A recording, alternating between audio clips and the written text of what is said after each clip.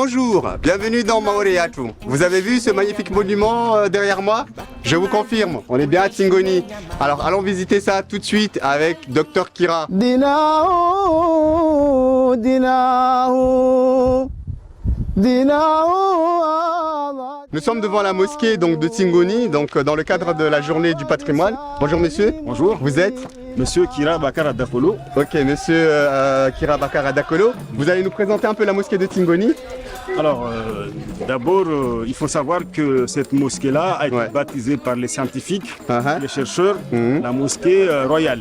Mosquée royale? Tout à fait. D'accord, donc on dit la mosquée royale de Tingoni? Oui, parce que ça a été fondée, construite par les familles sultanes de Mayotte, les anciennes familles de sultanes de Mayotte. Il faut savoir que Tingoni a été le berceau de l'islam. D'accord. C'est pour cela que la mosquée a été fondée ici. Okay. Et puis il faut savoir aussi que Tingoni a été la plus grande capitale du sultanat de Mayotte. C'est-à-dire qu'en 1530. 1530 1530. Ah ouais. En 1790, c'est Tingoni qui était la capitale de Mayotte, qui régnait sur le Mayotte. Donc la plupart des sultans maorais étaient basés ici et c'était là leur lieu de prière, le lieu de culte pour la religion musulmane. D'accord, donc en fait ces gens-là ont vécu ici, ils sont morts ici, ils ont été enterrés ici, c'est ça? Beaucoup sont morts ici, vous voyez là c'est les tombes des familles sultanes, ici à côté vous en avez d'autres et derrière tout ça c'est des tombes des sultans, des anciens sultans et des familles de sultans de Mayotte.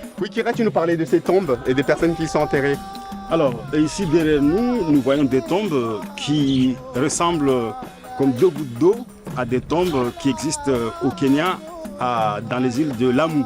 Il faut dire que l'origine des personnes qui résident là-dedans émane de ces régions-là. Parce que la population, le peuplement de Mayotte a transité par l'Afrique de l'Est avec les familles, ces fameuses familles royales. Ici, il semblerait que c'est la famille directe des sultans, à savoir la mère fondatrice de Tingoni, Mam Tingo, et de sa fille qui aurait dû s'appeler Amina Mugana, quelque chose comme ça. Oui, quand on regarde un peu du côté de la mer, on se demande est-ce que c'est parce que c'était un point stratégique que ces gens-là sont venus s'installer à Tingoni ou pour quelle raison? Alors, il semblerait également que ces gens-là soient venus par outre à travers cette bras de mer qui arrive de... Voilà, si je ne m'abuse, ici nous sommes du côté de l'Afrique de l'Est, je crois. C'est ça. Voilà, ils seraient arrivés ici par outre. En l'occurrence, cette dame, Madame Mamtsingo, qui a fondé ce village, venait par là avec ce qu'on appelle sa suite, de sa famille, et ses esclaves et les animaux qu'elle emportait avec elle en arrivant ici. Kira, je sens dans ton propos justement la connaissance que tu as de tout ça. Donc du coup, ça veut dire que toi, un enfant de ce village-là, tu t'es vraiment investi à fond là-dedans. Et comment est-ce que justement vous transmettez ça? Comment vous accaparez? Alors, je me suis effectivement beaucoup documenté sur l'histoire de notre village. Oui. Il faut dire que j'ai la méthode de recherche parce que je suis un universitaire, on va dire. Du coup, les méthodes de recherche, je les connais un peu. Du coup, ça m'a permis d'élaborer un livre carrément, un ouvrage sur l'histoire légendaire de ce village. Dernière question, je vois qu'il y a toute une dimension rénovation justement par rapport à cette mosquée. Tu peux nous en parler un petit peu? Alors, effectivement, cette mosquée, le site, a été classé monument historique. Ah, ça a été classé monument historique. Vous voyez, devant la porte là-bas, il y avait une insigne qui indique que l'État, le ministère, ont classé la mosquée de Tingoni et le site par la suite. Toi, c'était en 2006 par là. D'accord, ok, ça fait un moment d'ailleurs.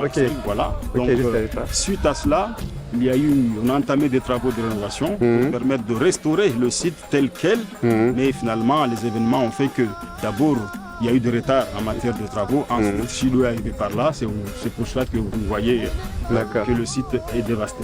Kira, toi, ça serait quoi justement si tu avais un mot à dire aux Maorais par rapport à tout ça là?